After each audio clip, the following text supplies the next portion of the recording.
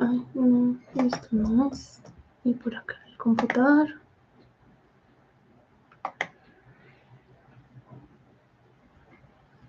¿Listo?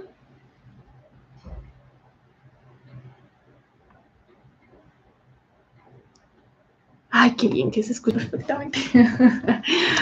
Ya intenté arreglar la cámara, la iluminación. Ay, vamos avanzando, niños. Vamos organizando cosas. Entonces, son las 7:40. Demos 2 minuticos mientras que el chat, en el chat ven el link.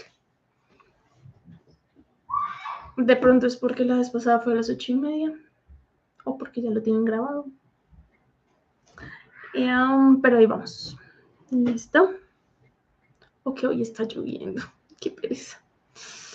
Está lloviendo muy duro acá en Bogotá.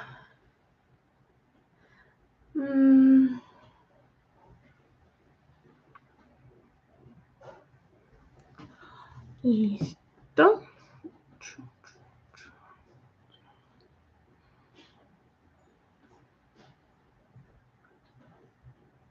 Listo.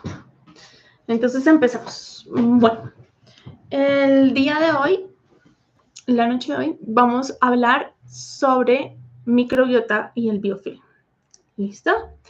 Entonces, lo primero que vamos a mirar como tal es las diferentes definiciones para que cuando lean o vean los videos que hablan específicamente de microbiota en un lenguaje más técnico, puedan entenderlo y sepan qué es lo que les están diciendo y por qué se los están diciendo.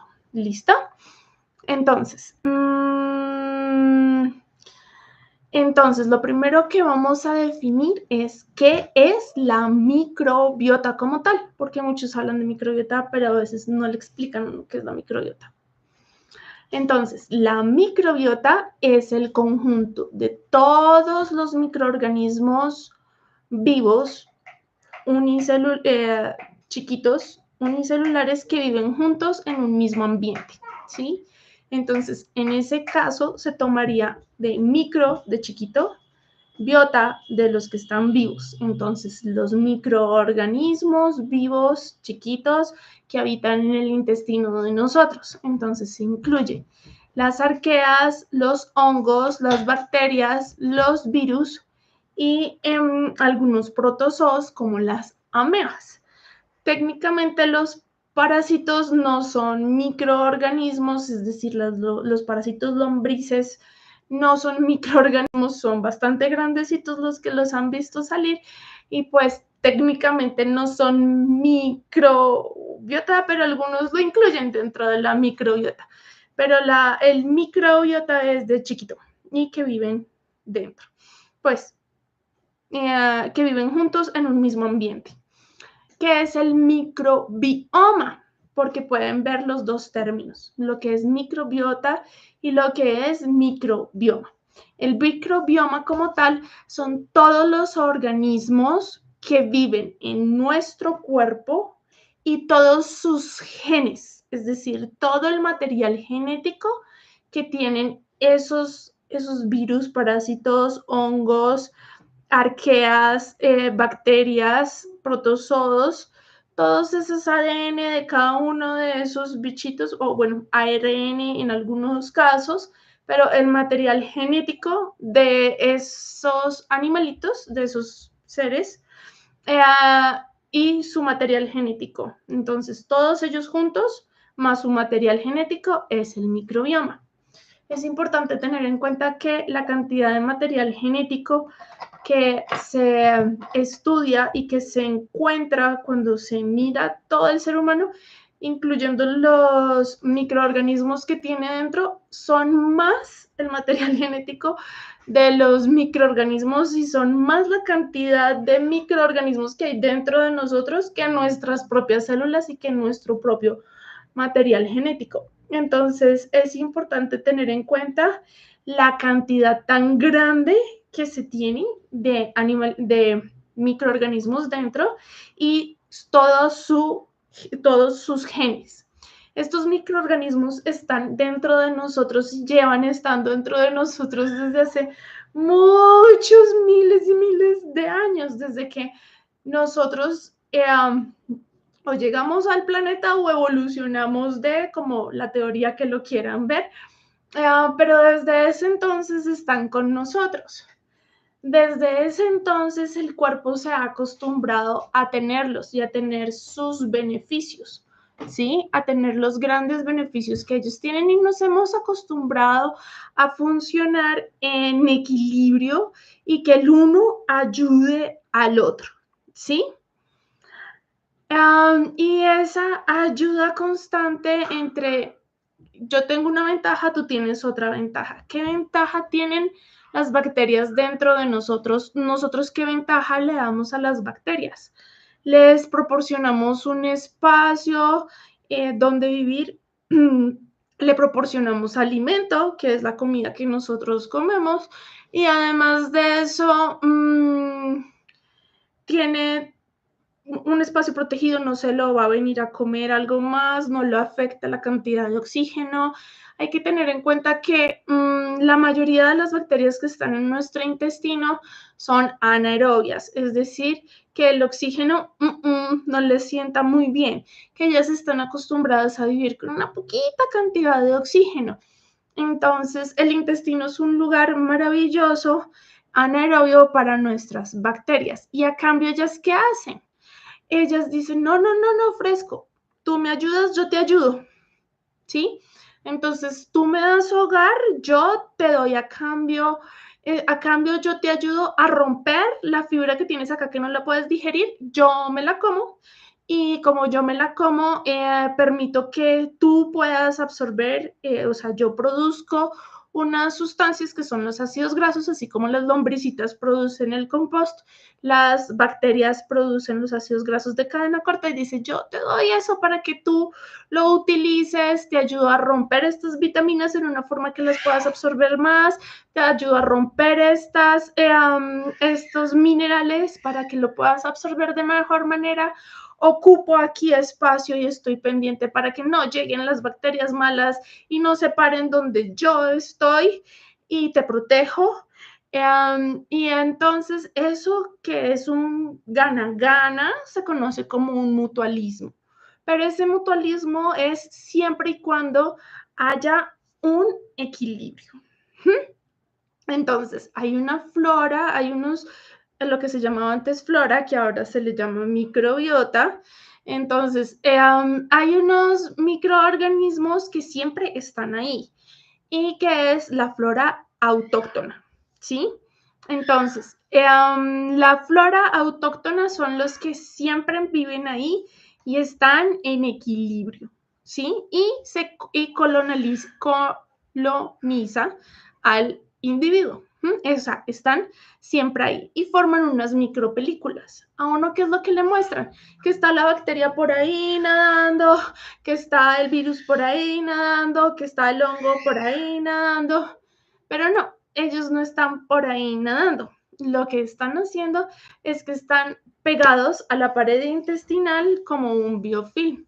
De manera que si tú tomas algo o tienes un episodio de diarrea, no van a salir corriendo los bichos. Dame 2 segundos que Martín me está haciendo demasiado ruido. Pa, Martín me está haciendo demasiado ruido acá. ¿Sí? Saludos 2 segundos y te vas. Igual lo editamos. Di hola. Sí, aquí. Di hola. Eso. ¿Ya mojaste cámara? ¿Ya puedes ir con papá? Pues sí, vamos con papá. Ahorita editamos esto. Muy bien. Los últimos 10 minutos. Chao, gordo.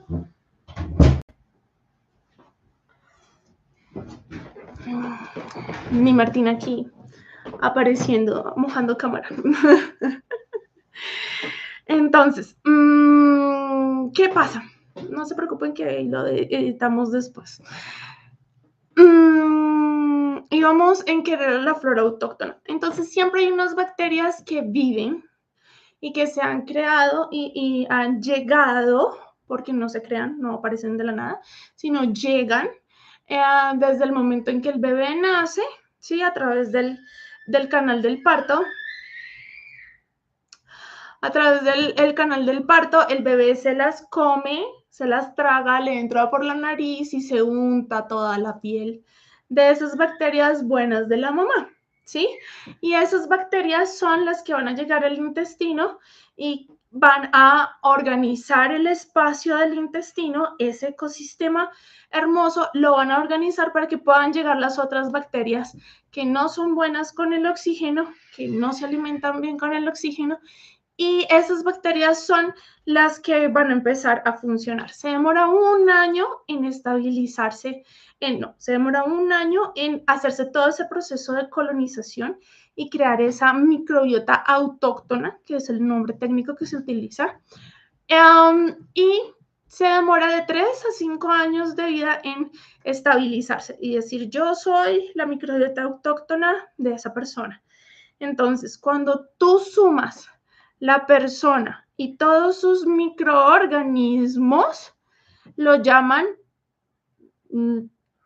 tiene un nombre técnico específico, ¿sí? Y no hay dos personas que tengan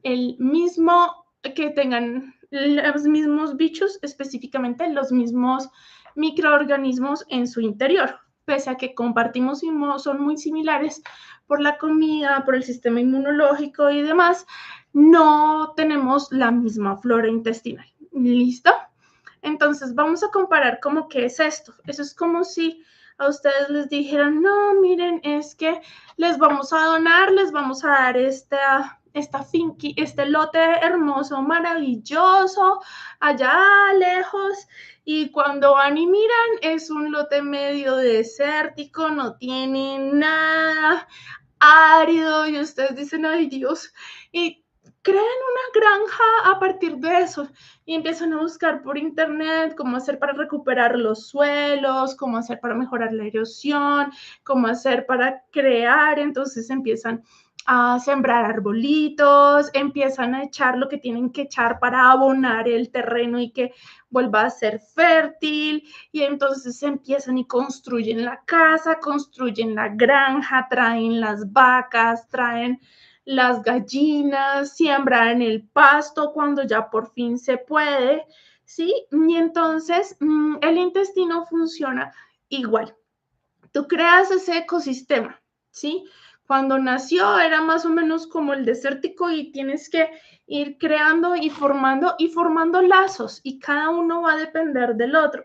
Esto no es que está una por acá y otra por allá, sino que las bacterias y los microorganismos, los virus, las bacterias, los hongos, las arqueas, dependen el uno del otro y están entrelazados, como en la granja. Entonces, vamos a hacer un ejemplo claro como para que me entiendan con la granja autosostenible. ¿Listo? Entonces, construimos la granja y tenemos que cultivar los alimentos y tenemos que además de eso hacer que los animales sobrevivan. Entonces, tenemos el pasto se lo come la vaca genera el estiércol sirve para que se alimenten las lombrices y las lombrices me generen compost y pueda crecer más árbol y puedan crecer árboles frutales y la tierra sea fértil para los árboles frutales, pero a la vez esas lombrices nos sirven para alimentar a la gallina, pero a la vez el estiércol de la gallina nos permite para sembrar el maíz que igual se va a comer la gallina. Y si ven que todos estos están entrelazados entre sí, lo mismo pasa con las bacterias dentro del intestino. Ellas están entrelazadas entre sí y se van y va funcionando. Entonces el pasto lo podemos tomar como la fibra que nosotros comemos o las diferentes proteínas que comemos, las grasas que comemos, la glutamina que nos comemos, el omega que nos comemos. Y llega la vaca, que vendrían a ser las bacterias en este caso, y producen el estiércol, que viene a ser a nivel de bacterias, viene a ser los ácidos grasos de cadena corta, ¿sí? Y esos ácidos grasos de cadena corta, o sea, el equivalente al estiércol, se lo vienen a comer otras bacterias del intestino, otras células del intestino, que es el equivalente a las lombrices y que nos van a permitir, por ejemplo, absorber los diferentes minerales, absorber las diferentes vitaminas que vendría a ser el árbol frutal, ¿sí? Para que nuestras células se regeneren. Así como funciona una granja sostenible, que ustedes dicen, oh, un ecosistema es tan complejo. Entonces, así de complejo como ese ecosistema, es el mismo ecosistema entre los diferentes microorganismos que habitan en nuestro intestino, ¿sí? Entonces, esto sería la microbiota autóctona, esa granja que hemos creado. Y se necesita que se estabilice y que esté en equilibrio. Cuando está en equilibrio, todo funciona bien, ¿sí? Y para crear esa granja se necesitaron de 3 a 5 años para que empiece a funcionar la granja bien. ¿Listo?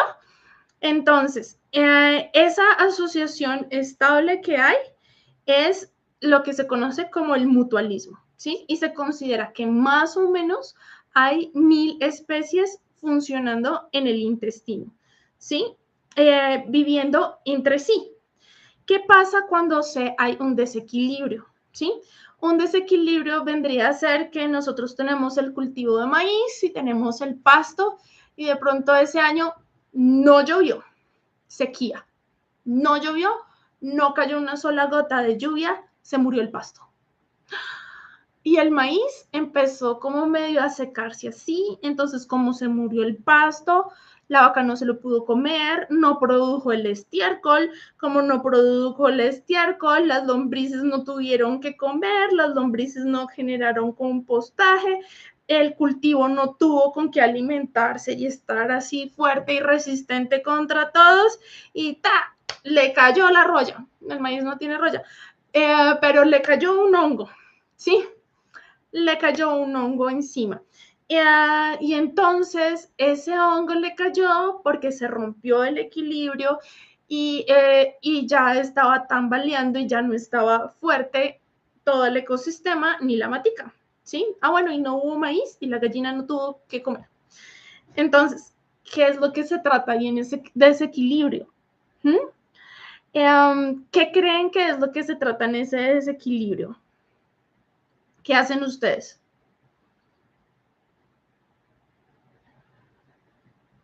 ¿Qué opinan en el chat? ¿Qué es lo que se debe hacer?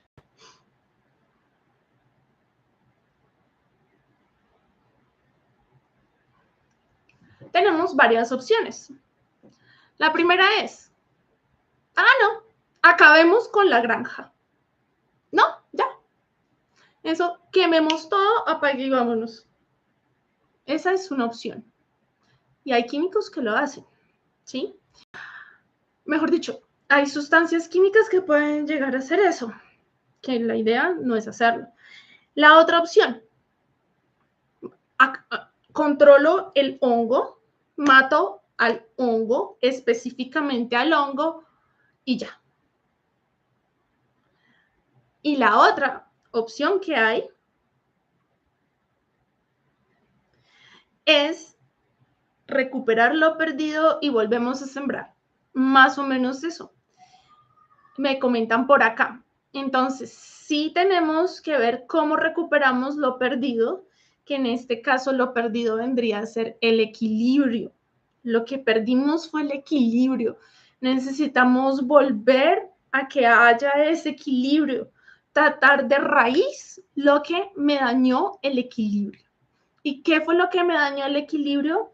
La sequía, la falta de agua, la falta de pasto, la vaca, el compostaje y cómo vamos a, acuérdense que la granja obviamente es orgánica, cómo vamos a alimentar la mata de maíz, ¿sí? Entonces, usualmente, ¿qué es lo que se aconseja hacer? Si el hongo está por todas partes, si hay hongo en todas las matas de maíz, pues tratemos el hongo en las matas de maíz y además, al mismo tiempo, busquemos restablecer el equilibrio. Pero no por eso voy a matar además de eso a la vaca y no por eso voy a matar, además de eso, a la lombriz, y no por eso voy a matar de una vez a la gallina, ni voy a tumbar la casa, ¿sí? Porque estoy tratando de buscar un equilibrio, sino que algunas veces en los momentos tratando de salvar al hongo, puede que se sacrifiquen algunas cuando ya digamos que la gallina se comió la mata que estaba, la mata de maíz que estaba llena de hongo y se enfermó, ¿sí? O sea, puede pasar esas cosas, pero lo ideal es restablecer el equilibrio, porque puede que el hongo, en este caso en el maíz, no lo necesite, no me sirva y me haga daño, pero no por eso me voy a quedar sin toda la granja, ¿sí? Nosotros no necesitamos un intestino estéril, no necesitamos arrasar con todo y quedar limpiecitos porque nosotros necesitamos de ellos y ellos necesitan de nosotros. Pero nosotros sí necesitamos de ellos para funcionar. Ellos nos estimulan, además de eso, el sistema inmunológico y nos ayudan a estar fuertes. Cuando no hay una variedad de especies, no hay una variedad de bacterias, es que se presentan más las enfermedades inmunológicas, que llamo yo enfermedades autoinmunológicas. Está la alergia, que es la reacción súper exagerada a las cosas externas del medio ambiente, ¿sí?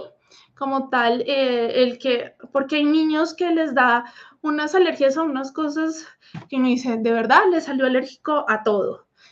El polvo, el ácaro, todo lo que le testea sale positivo, positivo, positivo, positivo, y son niños muy alérgicos. Y usualmente ellos no tienen una buena microbiota, no está en equilibrio que les ayude a mantener el sistema inmunológico funcionando de manera adecuada. La otra alteración inmunológica que puede haber es el que reacciona contra todo, propio o no propio, eso, rodilla, cabeza, no articulación, no diferencia qué es de atacar y qué es propio. Y esas serían las partes, lo que uno ya le llama la enfermedad autoinmune, ¿sí? Entonces, estas enfermedades autoinmunes y esas alergias se han visto asociadas a la falta de variedad de bacterias, es decir, que hayan diferentes tipos de microorganismos y que sean muchos tipos diferentes de microorganismos, ¿sí? Entonces, hay otra flora que no es la autóctona, ¿sí? Que es la que está de paso, no coloniza, interactúa y se va, ¿sí? Entonces, digamos que en la granja tenemos un lindo gato hermoso y llega una rata y dice, no, miren ese granero, lo tienen lleno de maíz, qué belleza, yo me lo voy a comer. Y llega la rata muy feliz y cuando ve unos bigotes gigantescos y dijo, no, yo mejor no me quedo en ese maíz. No, está muy lindo el maíz, delicioso, se ve espectacular. Pero no, gracias, yo paso. Y se va. Entonces, ¿para qué? Para que haya una colonización, se necesita que haya un equilibrio entre las partes. ¿Listo? Denme 2 segundos y apago una cosita.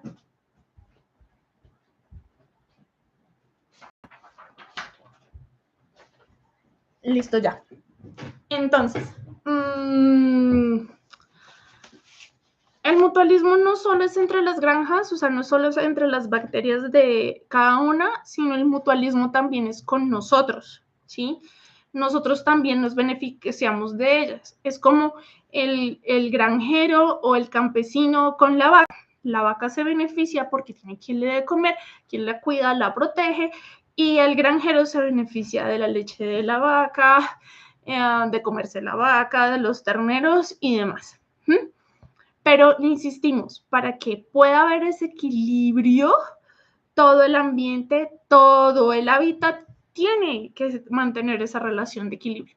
Cuando se desajusta algo, entonces es cuando vienen los problemas. Entonces, para que llegue un nuevo animal, Es decir, para que llegue una nueva bacteria, esa nueva bacteria se tiene que adaptar al medio, ¿sí? Entonces es como si ponen una cabra.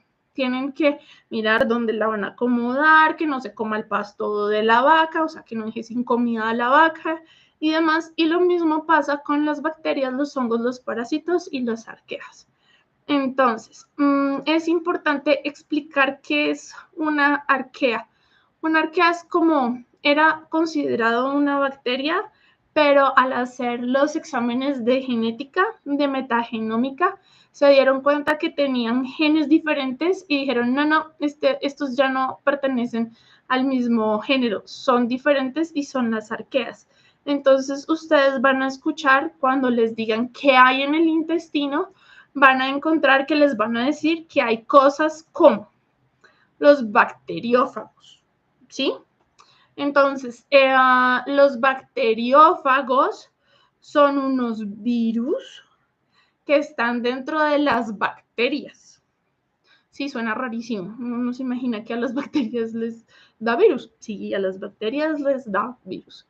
Y esos virus atacan a las bacterias, o mejor dicho, viven dentro de las bacterias y se encargan de controlar la población bacteriana dentro de las funciones que se han encontrado hasta el momento, ¿sí? También hay virus de los de nosotros que viven en el intestino por aparte fuera de las bacterias. Los virus están las bacterias como tal, están los hongos, están las arqueas y están los protozoos. El protozoo es otro animalito unicelular que se ve como también con pelitos y que es lo que nosotros vemos en los laboratorios como que aparece como ameba o aparece como blastocistis, ¿sí? Entonces, estos aparecen ahí. Cuando se rompe el equilibrio, ya no es un gana-gana, ya uno gana y el otro se aprovecha, ¿sí? Y entonces ahí es cuando se convierte en un parásito. Entonces, cuando se rompe el equilibrio, es cuando el científico del laboratorio se convierte en el monstruo verde, ¿sí?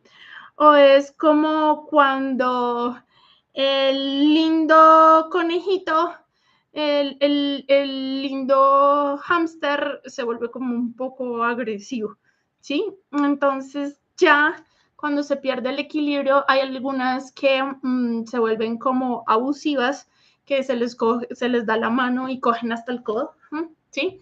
Entonces empiezan a mirar que son más, empiezan a multiplicarse más y cuando se multiplican más, desequilibran aún más la balanza, ¿sí? Entonces desequilibran aún más la balanza. Ya te respondo esta pregunta. Tengo,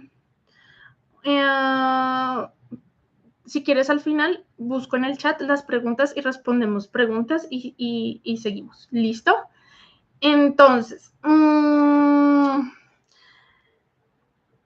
otra cosa importante es que la microbiota intestinal tiene comunicación con todas las microbiotas del cuerpo. Cada parte de nuestro cuerpo tiene una granja diferente, como explicaba la vez pasada. Es un clima diferente, es un piso térmico diferente, es como si habláramos de lo que es el ecosistema de una ciénaga, de lo que hablábamos de que es el ecosistema de un desierto, el ecosistema de una selva, el ecosistema de un bosque húmedo, el ecosistema de las diferentes partes de las maravillosas cosas que tenemos acá en Colombia, funciona igual.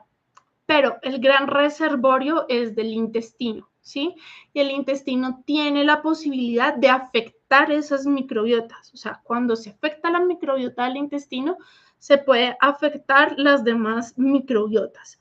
Por eso hay que cuidarla mucho y cultivarla mucho. Además de eso, existe algo que se llama la expresión fenotípica. La expresión fenotípica quiere decir que se convierta en algo más, por decirlo así, que se convierta en un monstruo. Entonces es como cuando tú eres un dulce melocotón y eres lo más de amable y eres lo más de detallista y súper lo que necesites, hasta que algo pasa y de pronto, hasta que algo pasa y de pronto ya, ya esa ya no soy yo. Y te vuelves grosera, antipática y mal geniada. Y dicen, pero ¿qué pasó? ¿Esa es la misma? De verdad, la misma que yo vi, cariñosa, dulce y tierna, se convirtió en esta víbora. ¿Cómo? ¿Sí? Eso en una bacteria puede ser una expresión fenotípica, una forma como para que me entiendan. Entonces la bacteria de volverse linda, dulce y cariñosa se volvió en un monstruo que ataca y que ya no está manteniendo ese equilibrio, sino que está arrasando con todo con tal de ganar ella, ¿sí? Eso es lo que eso es como tal una expresión fenotípica y cambia y se vuelve en una bacteria patogénica, ¿sí? Las bacterias cuando están en su forma normal, decentes, bonitas, lindas, son no patogénicas. Cuando causan daño se les conoce como patogénicas, ¿sí? Entonces, ¿de qué depende que yo sea un dulce melocotón linda? Ay, pero tan querida ella, a que me vuelva una víbora y la cosa más horrible de este mundo? Depende del ambiente. Entonces, cuando cambia el ambiente, cambia la expresión fenotípica. Cuando se daña ese equilibrio. ¿Cuál es el ejemplo más claro del cambio de la expresión fenotípica? Lo que hablábamos la vez pasada de la cándida. De la cándida que tiene la forma en levadura, en bolita chiquita tipo alberjita de levadura, y que cuando el ambiente se desequilibra, entonces se convierte en una hifa y le salen raíces y entra por todo el intestino, ¿sí? Entonces, ese es el mayor ejemplo de lo que puede llegar a ser una expresión fenotípica, que pase de algo tranquilo, calmado, a que pase a una forma patogénica. Entonces, ¿qué es lo que nos causa el desequilibrio en la forma de vida actual que tenemos? La comida. Nosotros ya no comemos igual a la que se comía antes, ¿sí? Lo que se llama la dieta occidental no tiene la cantidad de verduras y de variedad que tenían antes, ¿sí? Además de eso, la comida es menos variada. Usualmente hacemos lo mismo y entre más rápido, mejor. No tenemos tiempo, entonces comida rápida y sale. Además de eso, está contaminada por pesticidas, insecticidas, colorantes, preservantes, los empaques en los que viene, más los metales en los que los preparan, ¿sí? También los químicos en los alimentos, en el agua, en los utensilios, en el aire y algunos medicamentos que puedan alterar el pH donde viven las bacterias o incluso pues matan parte de la granja. Entonces, cuando acabas con la mitad de la granja, es altamente probable que se genere un desequilibrio, ¿sí? Y actualmente por esos desequilibrios se ve una baja diversidad de bacterias, es decir, hay no tantos tipos de bacterias como debería ser. ¿Sí? Actualmente, en este momento, consideran que la microbiota vendría a funcionar como un órgano. Es decir, ¿cómo así que la microbiota funciona como un órgano? Sí, quiere decir que así como el corazón tiene su función y es todo complejo y tiene el riñón, el hígado, consideran que la microbiota sería como un órgano adicional, ¿sí?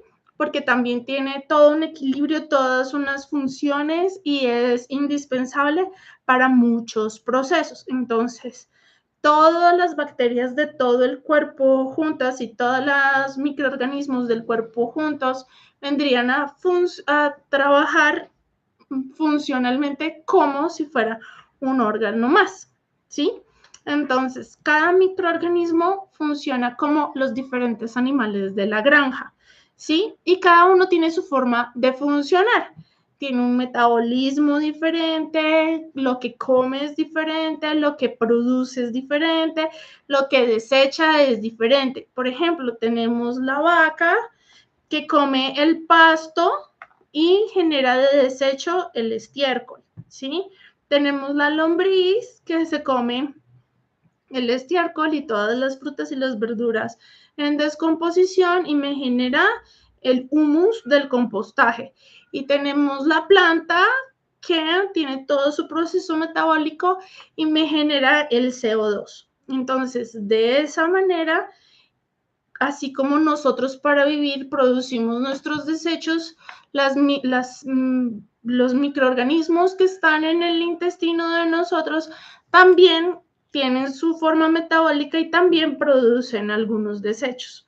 Dependiendo de los desechos que sean, son clasificadas en productoras de los diferentes desechos. Entonces están las productoras, por ejemplo, hay unas que producen histaminas, hay otras que producen la parte de sulfuro, hay otras que producen metano, hay otras que producen dentro de sus desechos el 4-cresol como el Clostridium, ¿lista? Entonces es importante mirar cuáles son los metabolitos, ¿sí? Es decir, esos desechos, los metabolitos, es lo que produce la bacteria en su metabolismo, que son los que van a llegar a la sangre, ¿sí? Entonces, las bacterias, como ya les decía, no se acomodan como tal, nadando por ahí cada una en su sitio, ¿sí? Cuando tú tienes la granja y tienes la granja, usualmente cada una tiene su espacio.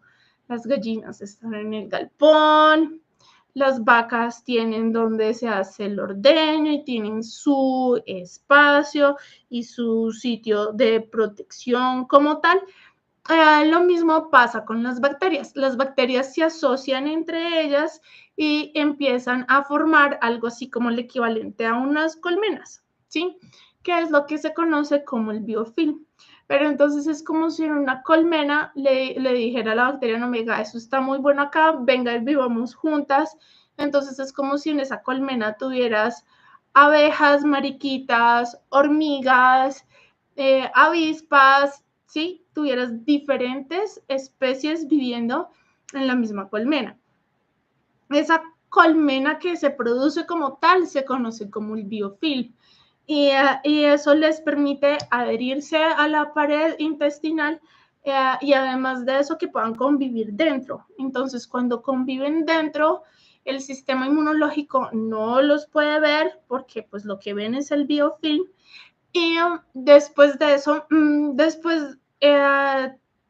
el antibiótico tampoco las toca, ni los tóxicos las tocan, ni nada las toca porque ellas están metidas dentro de su colmena, por decirlo así. Entonces, cuando ese biofilm, cuando nosotros usamos diferentes tipos de sustancias, como pueden ser las diferentes matitas, hierbas, o los diferentes antibióticos, o los diferentes químicos farmacológicos que se utilizan para matar las bacterias, los virus, los parásitos y los hongos, entonces matas a los que están por ahí pasando, pero es mucho más difícil que lleguen las del biofilm. Pero ese biofilm realmente es como una colmena, o sea, por dentro, cuando tú abres una colmena, ves el sitio donde están los huevos, ves, y se producen desechos, ¿sí? Igual se producen desechos. Y esos desechos son los que van a salir al cuerpo e incluso las toxinas negativas de algunas bacterias llegan al cuerpo. ¿Qué pasa en algunos casos? En algunos casos se hacen unos test, pues esa es la teoría que tiene una doctora que aprecio mucho en España, con la que tenemos charlas académicas muy entretenidas. Y el concepto de ella y lo que ella opina es que cuando en las muestras de popó, en las muestras de heces, no te salen y no te marca ninguna de esas bacterias, algunas veces en la orina sí se puede ver, los rastros de los metabolitos, es decir, del popó y el pipí, por decirlo así, de los desechos de las bacterias. Entonces, si en tu orina te salen los desechos de las bacterias, quiere decir que en algún lado están metidas las bacterias y usualmente estarían metidas dentro de su biofilm, dentro de su colmenita. Entonces, habría que entrar a desmantelar la colmena para que saquen todo ese mugre de una vez que hay ahí, lo limpies y además de eso, así que ahí estabas tú, venga a ver pues, y organizamos la casa y empezamos a volver a construir la granja. Es como si de pronto en tu granja se creara un nido de ratas, pues tienes que terminar con el nido de ratas, ¿sí? Y es importante que mires que así como en los ecosistemas, hablando de ratas, se necesita que haya serpientes que se alimenten de las ratas. Muchas de las bacterias y de los parásitos hacen efecto similar. Las unas se mantienen en equilibrio y mantienen a raya a otras bacterias. Entonces, ¿dónde podemos mirar nosotros los metabolitos, es decir, los desechos de esas bacterias y de esos hongos? ¿Cómo hago yo para saber que me están botando todo lo que tengo yo viviendo en el intestino? Para eso existe un examen que se llaman los ácidos orgánicos. En los ácidos orgánicos se mira lo que se elimina, no solo de los microorganismos en el intestino, sino también lo que elimina tu cuerpo como tal al funcionar. Y entonces eso pasa, se absorbe por el intestino, pasa a la sangre, todas las células del cuerpo los liberan también sus desechos, de ahí se va para el riñón y el riñón filtra esas toxinas y filtra esos metabolitos. Los desechos, es como los desechos de la fábrica. Entonces es como mirar cómo está funcionando una fábrica a través de sus desechos, a través de la basura. Entonces tú haces un examen de orina y el examen de orina te dice, ajá, aquí tiene desecho de Clostridium 4-cresol positivo. Ay Dios, por ahí hay un Clostridium escondido, pero me está botando de desechos. Ajá, arabinosa, por ahí tiene una cándida y además de eso, oxalatos altos. Mire, descarte que tengo una cándida. Ajá, y empiezan así con las diferentes toxinas de los diferentes hongos. Y si usted tiene un Aspergillus, porque esta toxina la produce o un Aspergillus y empiezan así con los posibles hongos que son los que producen esos tóxicos. Hay unos ácidos orgánicos que son especiales y específicos para mirar solo lo de los microorganismos. Y ahí para. Y hay otros ácidos orgánicos que además de eso muestra cómo está funcionando las células de tu cuerpo. Entonces te muestran los desechos de las mitocondrias, te muestran los desechos de los ácidos grasos, te muestran los desechos del metabolismo de los aminoácidos, te muestran los desechos de los neurotransmisores y ese ya trae ambos juntos. Entonces, lo que dice la doc es como es cuando no te salga positivo los bichos, pero aún no ves que esté regulado y no ves que se ajusta y que no te cuadra, toma unos ácidos orgánicos y mira que tienes escondido. ¿Quién se está escondiendo dentro de los cambuches? Y a quitar cambuches y a restablecer el equilibrio. Por eso es tan importante cuando se dan los tratamientos, ya sea a través de matitas, a través de plantas, a través de fármacos, a través de las diferentes formas como lo vayas a hacer, siembres nuevamente las diferentes cosas. Es decir, pongas probióticos para tratar de ajustar en el equilibrio. Si tú tienes un galpón y las gallinas del galpón se enfermaron y todas les dio piojos y cogieron el virus aviar y se murieron, las gallinas solitas no van a volver a aparecer, ¿sí? Ellas no van a salir de la nada, ni se van a regenerar de la nada, ¿sí? Y te va a tocar cambiar la gallina y poner otra gallina nueva si quieres que te sigan produciendo huevos, ¿sí? sobre todo si están todas dañadas o si te tocó acabar con el galpón, porque ya todas estaban tan enfermas que te tocaba quitar todas las gallinas. Entonces, si llegaste al punto en que quitaste todas las gallinas solitas, no van a aparecer. Te toca cambiarlas por otras gallinas nuevas y ahí es cuando se utilizan los probióticos. Ahí es cuando se utilizan los probióticos en los momentos que se hace el uso de los antibióticos. Lo que te digo, antibiótico tipo matica, antibiótico tipo fármaco, el tipo de antibiótico que uses. Entonces, por eso son los probióticos. Entonces, cuando miras por ácidos orgánicos, puedes mirar qué es lo que realmente te está entrando a tu organismo y está saliendo de tu organismo. ¿Listo? Entonces voy a empezar acá con las dudas. ¿Listo? Aquí voy a mirar qué examen se hace para saber el estado de la microbiota. Espérate a ver si hay algo más arriba. No, listo. ¿Qué examen se hace para saber el estado de la microbiota? Entonces, hay diferentes formas de exámenes y de mirar cómo está. No solo la microbiota, sino el intestino, ¿sí? El intestino como tal. Tú no solo tienes que mirar qué animales hay en la granja, sino cómo está la granja en general. Porque si tú solo miras los animales de la granja y no miras la granja, estás viendo la mitad del panorama, estás viendo la mitad del hábitat. Entonces uno tiene que entrar a mirar la granja y los animales de la granja, es decir, la microbiota y el intestino, cómo está como tal.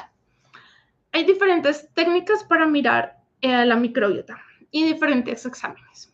Entonces, el primer examen y el más sencillo es un coprológico y un coproscópico.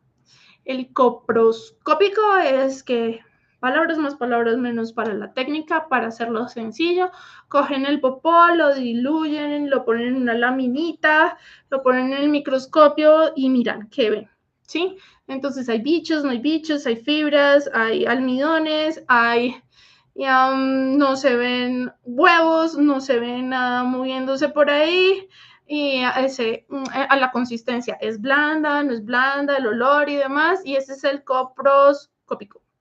El coprológico ya lo procesan, ya miran el pH y miran otras sustancias adicionales y también se mira si hay, bueno, en el anterior también se miran si hay levaduras. Se miran si hay levaduras, azúcares reductoras, si hay grasas y si además de eso hay sangre oculta o no. Miran también los leucocitos, es decir, si hay glóbulos blancos y glóbulos rojos de defensa, si hay cristales, sí, a veces se ven los cristales en el coprológico, los diferentes cristales. Entonces, esas son las sencillas de pruebas de laboratorio súper fáciles. Las otras vienen a ser el cultivo. El cultivo es que tú coges el popó, lo pones en unas cajas de Petri y en unas cosas especiales para ver qué crece. Pero ¿qué pasa? Muchas veces cuando tú haces la huerta, llegas y compras la variedad de semillas. Entonces compras la semilla del pimentón, compras la semilla del tomate, la de la zanahoria, la del rábano, la variedad.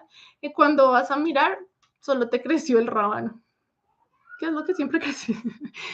Y uno dice, ay Dios, pero que solo te haya crecido el rábano quiere decir que en esa huerta no hay semillas de tomate, pimentón, zanahoria y rábano. No, tú solo puedes saber lo que te creció. Lo que no te creció no quiere decir que no lo tengas. Lo que dijo es, no me creció cuando lo cultivé, que son dos cosas diferentes, ¿sí? Y entonces ahí vienen ya los que son formas más efectivas de garantizar quién sí está en la huerta, semillas de quién hay en la huerta. Entonces ahí es cuando entran las técnicas de PCR. Las técnicas de PCR son como la del coronavirus, donde miran pedacitos de la bacteria, entonces dicen, ah, sí, aquí yo veo un pedacito de semilla de zanahoria. Entonces sí, ahí hay semilla de zanahoria. Ah, sí, yo veo un pedacito de semilla de tomate. Entonces, sí, le cogió el pedacito de, pues por una técnica específica, obviamente. Es un chicharrón la técnica, solo estoy diciéndolo de manera muy somera. Y esa es la técnica de PCR. Y después viene la forma más avanzada, que es la metagenómica. La metagenómica es buscar el ADN de quien está ahí. Es como la escena del crimen. Si encuentran un pelito tuyo y le sacan el ADN, dicen, tú estuviste ahí, entonces tú eres la que estuvo ahí adentro. Entonces es lo mismo, miran y dicen, ajá, aquí hay ADN de semilla de tomate, aquí hay ADN de semilla de pimentón, es lo mismo. Entonces empiezan, aquí hay ADN de un bifidobacterium, aquí está, y lo dicen específicamente, de un bifidobacterium longum. Aquí hay un ADN de un lactobacillus rhamnosus. Aquí hay un... Y empiezan así con los diferentes nombres de cada una de las bacterias que encuentran. Entonces dicen, aquí hay una Klebsiella pneumoniae. Oh, no, no me digas que hay una Klebsiella pneumoniae. Aquí hay, y entonces también cogen las malas, no solo las buenas. Y empiezan, aquí hay además de eso un Vibrio cólera. Oh, no. Aquí hay una Shigella productora de, uy, uno, ay, Dios. Y empiezan a coger por ADN qué es lo que hay. Sale un chorrero. Salen como 600, 500, 700, nuevamente, dependiendo de la variabilidad que tengas tú. Y no es más que toda la variabilidad que tengas tú, sino del ADN que ellos tengan para comprobar, ¿sí? Porque para saber que yo fui la que estuve en la escena del crimen, tienen que tener mi ADN, porque si no, ¿cómo saben que yo soy yo? Entonces, los laboratorios y hay unas bibliotecas, por decirlo así, donde están las fotos de cómo es el ADN de cada bichito. Entonces, van apareciendo cada vez el ADN de cada microorganismo y entonces corren los programas que identifican de acuerdo al ADN que tengan.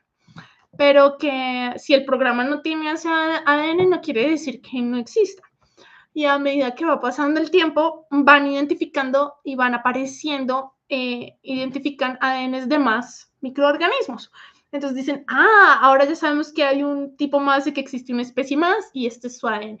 Entonces los suben a la biblioteca y actualizan las bibliotecas y los empiezan a correr. Entonces, de esa forma, tú puedes saber qué microorganismos hay. ¿Qué otra forma puedes saber que hayan algunos microorganismos?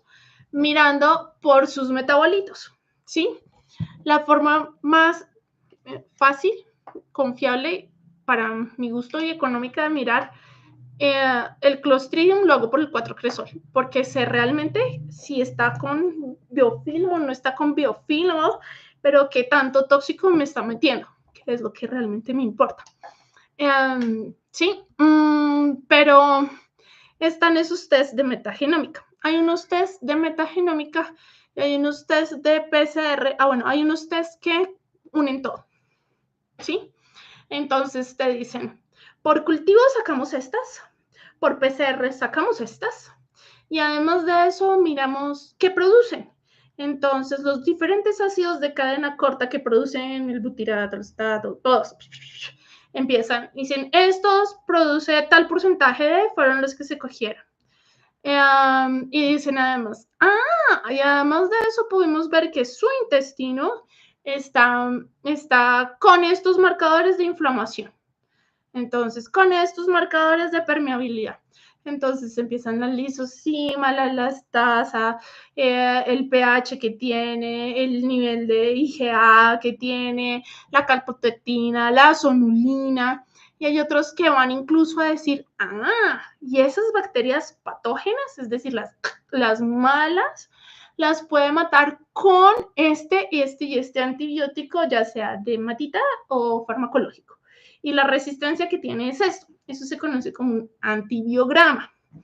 Un antibiograma es cuando tú pones la bacteria que te creció y lo pones en unos diferentes circulitos como como gelatinitas, ¿sí?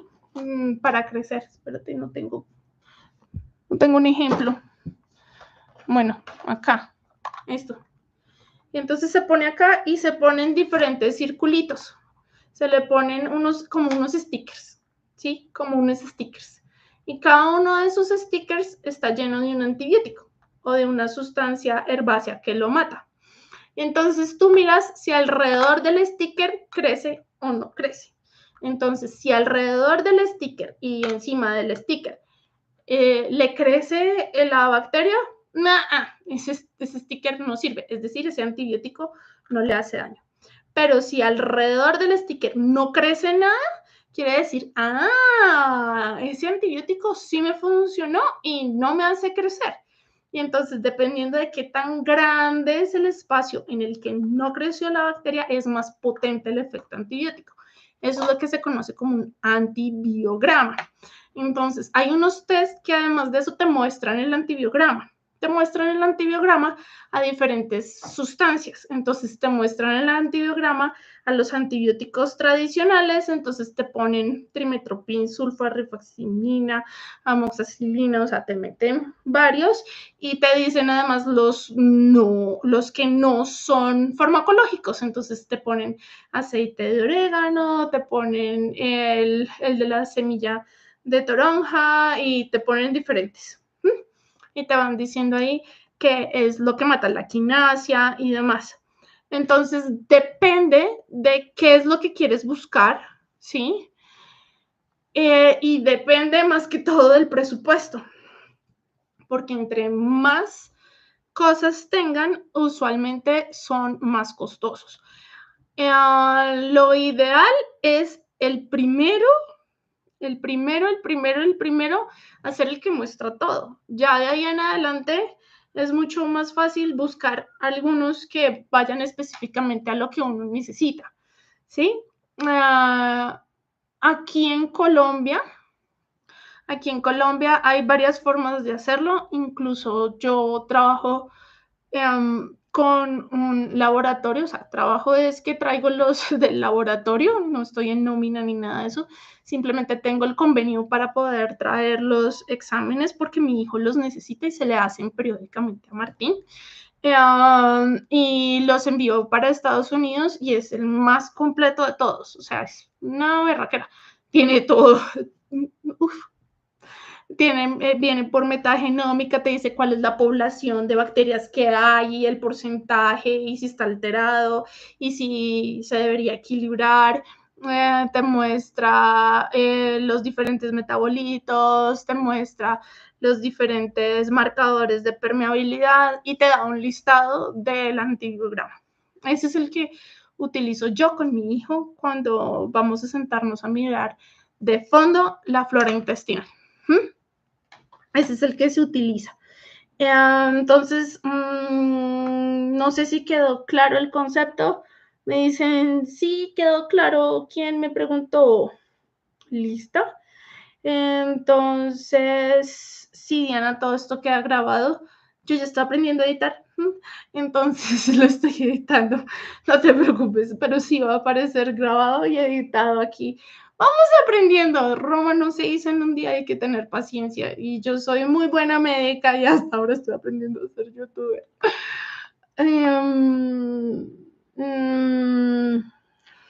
Gracias, sí, ya voy mejorando. Ya tengo iluminación, ya tengo cámara, ya voy mejor, Minair.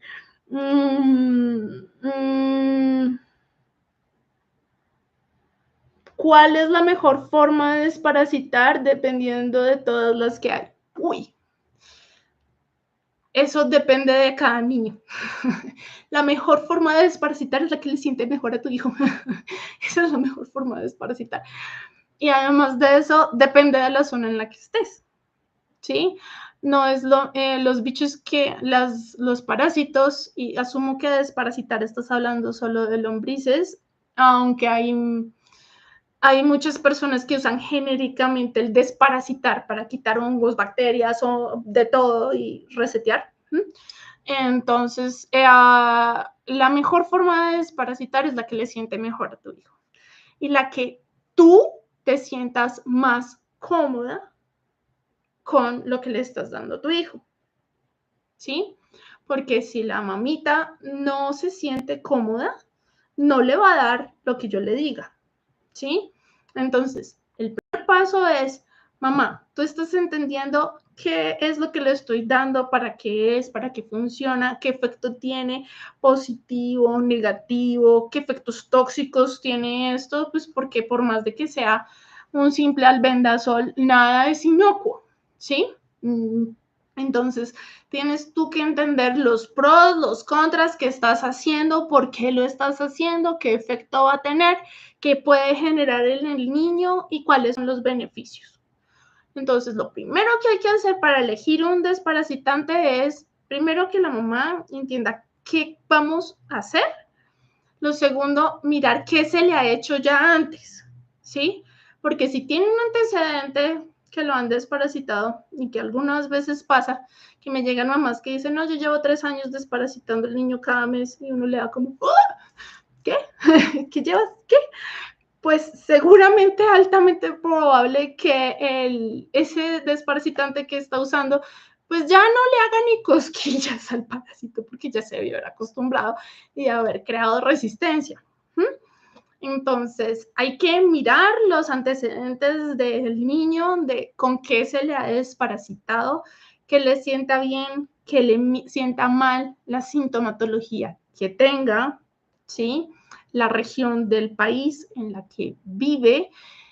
Aquí nosotros que tenemos pisos térmicos, para los que están viendo fuera de Colombia y no entienden, nosotros tenemos montañas, tenemos muchas montañas y planicies y como estamos en el trópico, el sol nos cae igual todo el año, no tenemos estaciones, no hay invierno, verano, primavera y otoño como tal establecidos y dependemos mucho de las tormentas que estén pasando por el Pacífico y demás, pero nuestra temperatura siempre es en un rango fijo, ¿sí? Aquí en Bogotá podemos estar 4 grados en enero en las madrugadas y ese mismo día llegar a 21, pero nos mantenemos así en una misma altura y de acuerdo a cómo que estemos con relación al nivel del mar, va a ser más caliente o más húmedo y más frío. ¿Listo?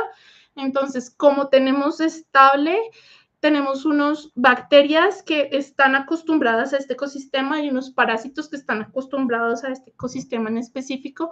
Entonces, de acuerdo a en qué región del país tú estás y en qué tan alto o tan bajito estés con relación al nivel del mar, van a haber diferentes parásitos. Pero también se comparten mucho las comidas entre las regiones, porque nosotros todo el año tenemos acceso a muchas frutas y verduras y somos bendecidos con eso.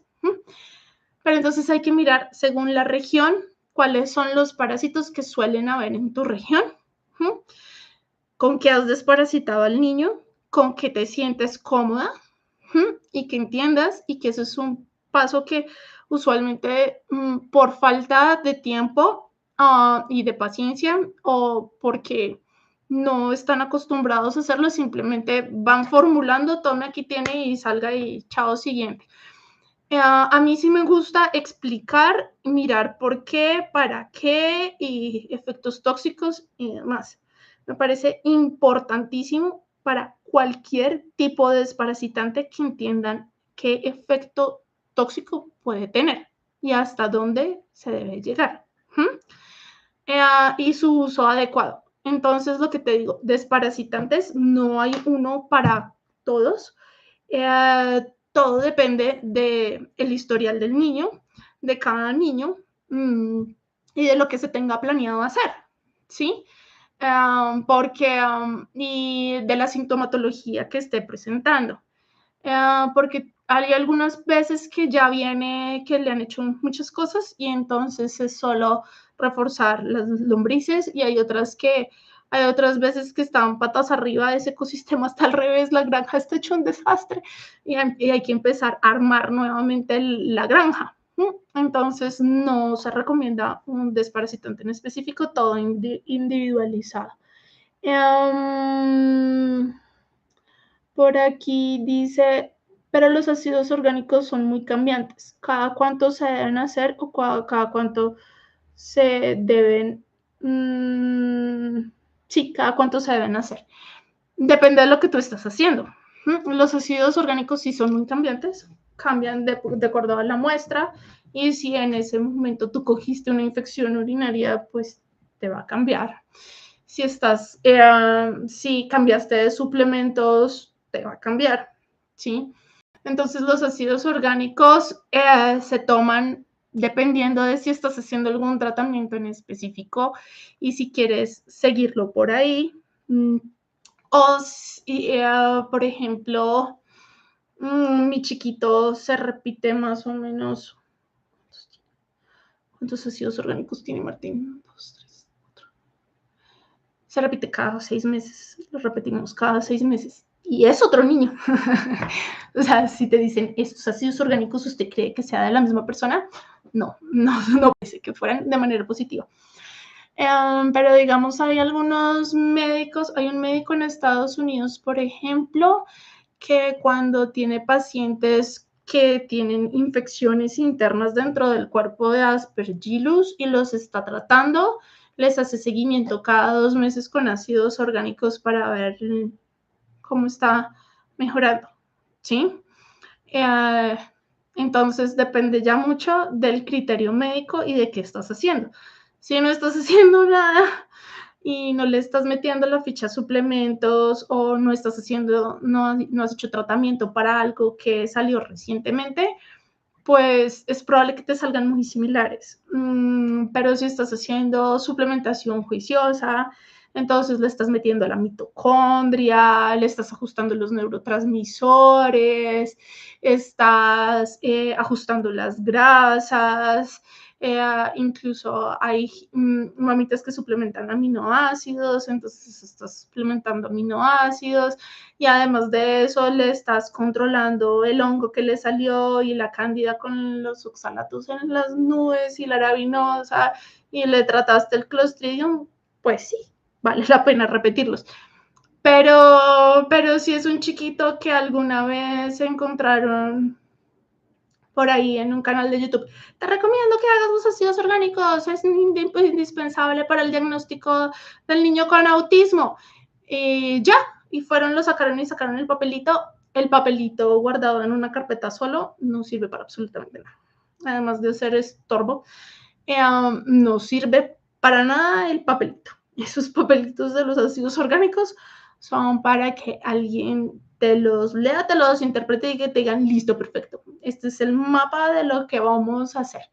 Pero si hiciste eso y después lo repetiste y lo dejaste ahí y al niño no le haces nada y el niño solo está en terapias, o sea, las terapias son buenas, pero las terapias no te ajustan la mitocondria, las terapias no te tratan el parásito, las terapias no te ajustan los neurotransmisores, entonces si solo lo tienes en terapias y ya y no modificaste nada más, pues no te va a cambiar mucho. No sé si con eso está claro, Minair.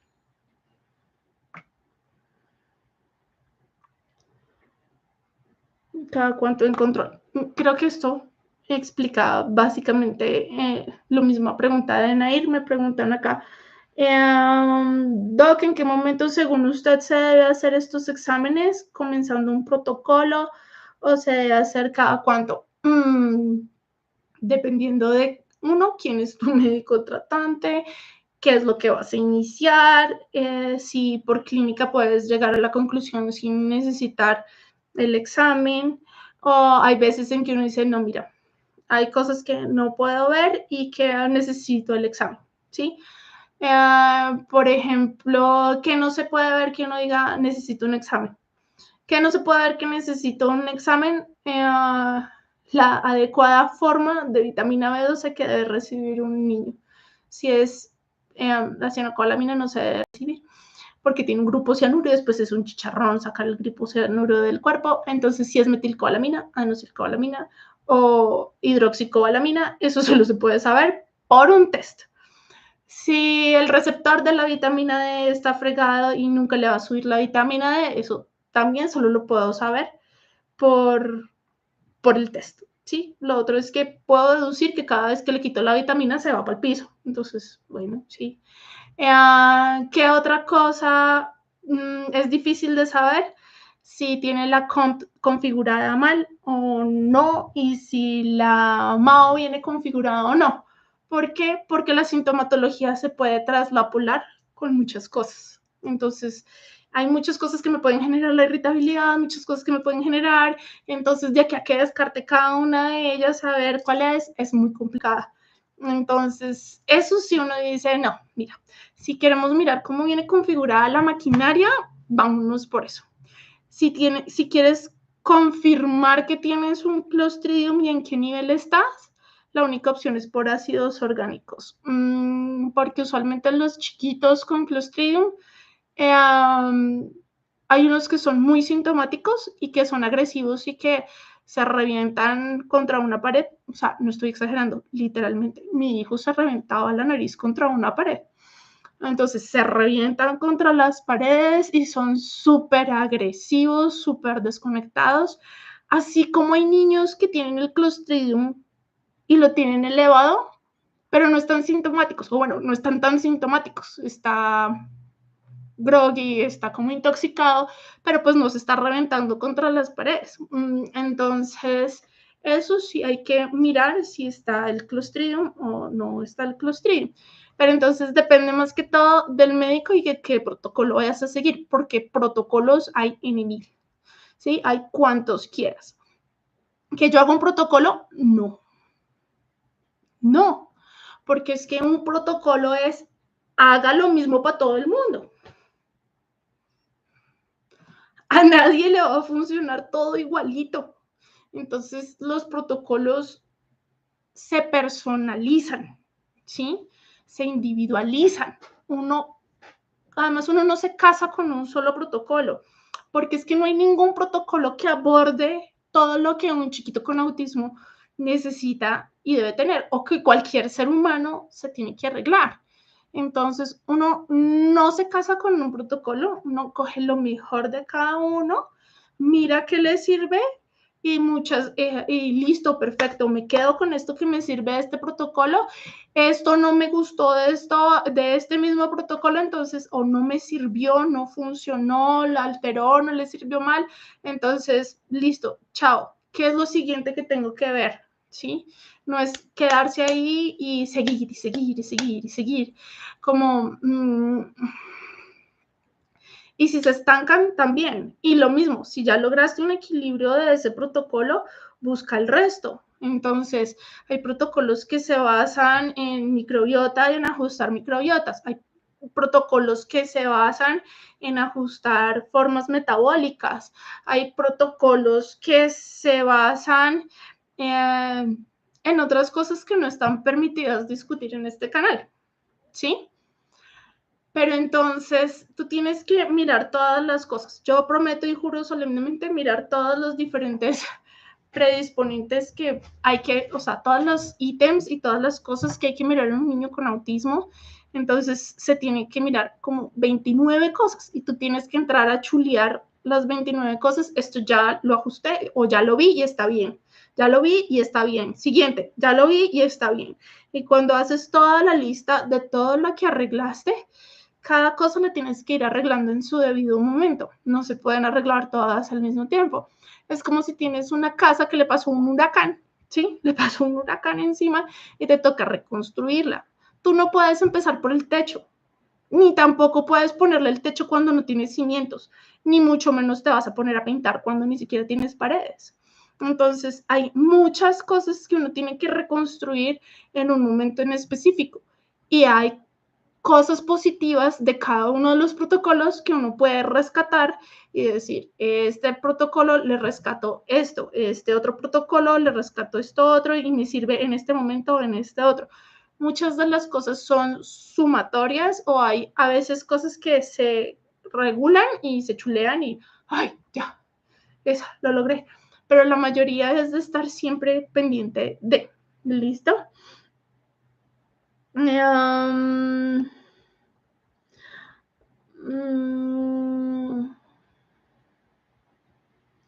Doc, pero yo tengo entendido que hay unos desparasitantes que le dicen sistémicos. ¿Eso significa que dices que sirven para todo? No, no. La palabra sistémico quiere decir que entra en el sistema, Minair. Entonces, ¿qué quiere decir? Que entra en el sistema. Hay unos desparasitantes que se quedan en el intestino y no se absorben en el intestino.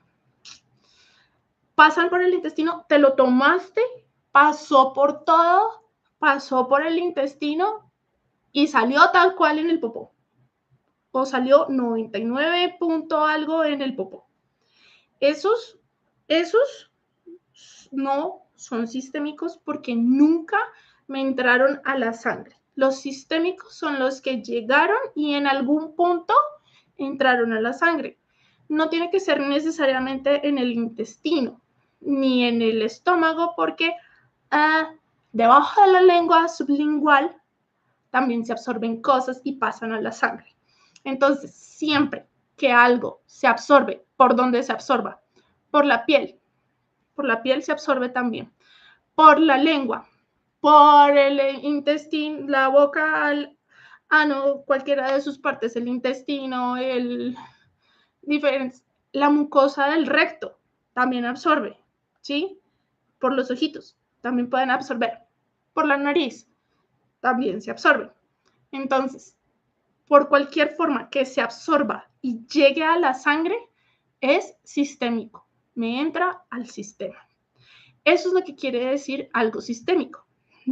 Entonces, cuando está en el sistema, pues me llega a todas partes. A donde te llegue la sangre, allá llega. ¿Sí? Entonces, eso es lo que quiere decir que sea sistémico, independientemente si sea un desparasitante, lo que sea. ¿Sí? A nivel sistémico es que entra, se absorbe por cualquiera de las formas en que se absorba y llega a la sangre. Eso es sistémico. No sé si quedó claro. ¿Algo más? ¿Alguna otra pregunta, niñas y niños?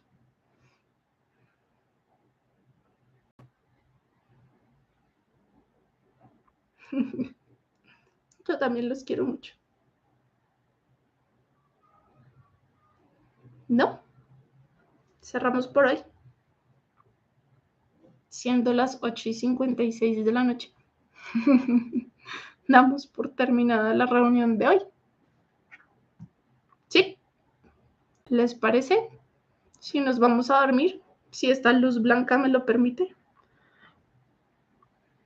Por cierto, ¿esta luz blanca?